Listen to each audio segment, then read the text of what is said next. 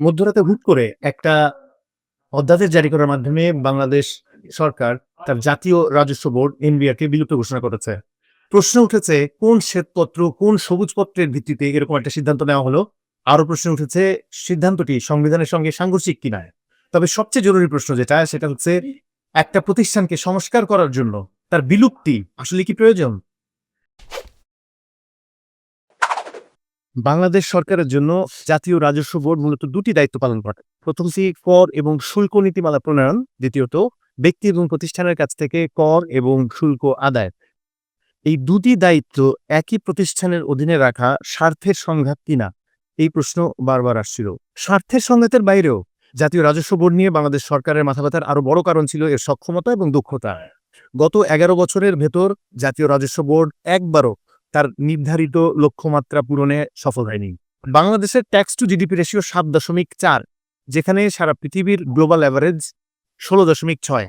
আমাদের চেয়ে খারাপ অবস্থানে আছে এশিয়ার ভেতরে একমাত্র আফগানিস্তান, যেটি একটা যুদ্ধ বিধ্বস্ত দেশ।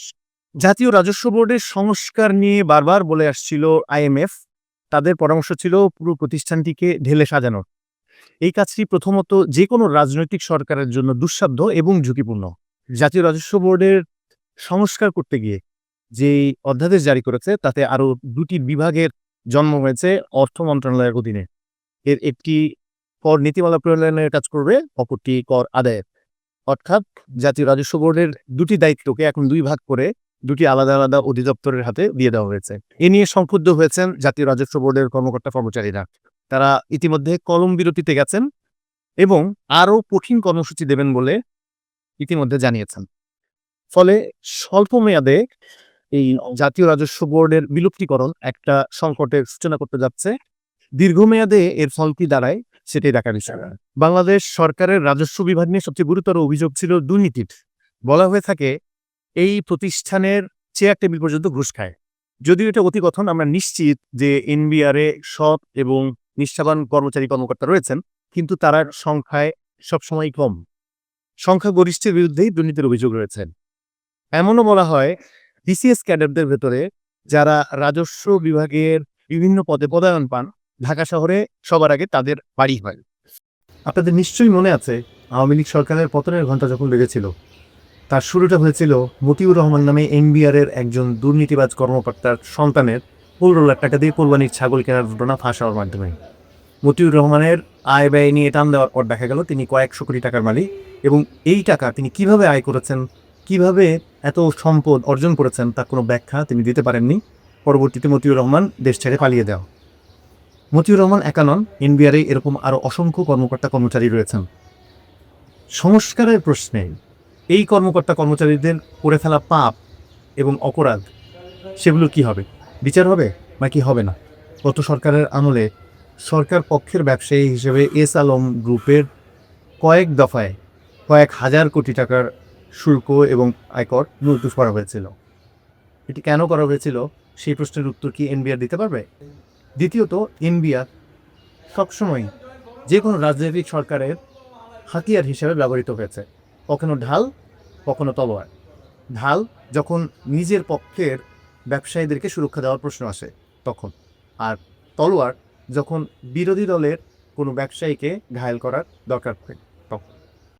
গত ১৫ বছরে বাংলাদেশ থেকে যত টাকা বিদেশে পাচার হয়েছে তার একটা বিশাল অংশ পাচার করা গেছে ওভার ইনভয়েসিং এবং আন্ডার ইনভয়েসিং করে, এবং এটা করা গেছে এনবিআরের যোগসাজশে, কাস্টমসের সহযোগিতায়। কাস্টমস বিভাগ এমন এক সংস্থা যারা দাতব্য প্রতিষ্ঠানের ৫০টা ডায়ালিসিস মেশিন আটকে দেয়, কিন্তু তাদের নাকের ডগা দিয়ে ১০০-র বেশি ক্যাসিনো মেশিন বাংলাদেশে ঢুকে পড়ে, তারা এটা ধরতেও পারে। গত সরকারের সময়ে এনবিআর বিভিন্ন ব্যক্তি এবং প্রতিষ্ঠানকে রীতিমতো গুলি করেছেন। তাদেরকে কখনো এই অন্যায়ের জন্য প্রশ্ন করা যায়নি, কোনো অভিযোগও করা যায়নি। কেননা বাঘের চুলে ১৮ ঘা, পুলিশের চুলে ৩৬ ঘা, আর এনবিআর ধরলে ৬৬৬ ঘা। জাতীয় রাজস্ব বোর্ডের সংস্কার দরকার ছিল, এটাতে কোনো সন্দেহ নেই। এই প্রতিষ্ঠানকে দীর্ঘ সময় ধর্মের ষাঁড়ের মতন লাগামহীনভাবে ছেড়ে দেওয়া হয়েছে। এই প্রতিষ্ঠানটি যা ইচ্ছা তাই করেছে, কখনোই একে কোনো প্রশ্ন করা হয়নি। তাই সংস্কার জরুরি ছিল, এটি প্রশ্নের ঊর্ধ্বে। তবে সংস্কারের জন্য বিলুপ্তি জরুরি ছিল কিনা আমি মনে করি বিলুপ্তি প্রয়োজন ছিল। তার কারণ বিলুপ্ত না করে এনবিআরকে তার নিজের মতন চলতে দিয়ে কোনোভাবেই তার সংস্কার করা যেত না। আমরা দেখছি স্বল্পমেয়াদে এনবিআরের এই বিলুপ্তির কারণে কিছু সংকট তৈরি হচ্ছে। এই সংকট সরকার কতটা দক্ষতার সঙ্গে মোকাবেলা করে তার উপরে নির্ভর করবে দীর্ঘমেয়াদে এই সিদ্ধান্ত সুফল বয়ে আনবে নাকি আনবে না। তবে আমাদের প্রশ্ন একটাই, এনবিআর এতদিন যেভাবে ব্যবহৃত হয়েছে এবং এনবিআরের কর্মকর্তা কর্মচারীরা যে অন্যায়গুলো করেছেন সেটার জন্য তাদের কি বিচার হবে নাকি হবে না?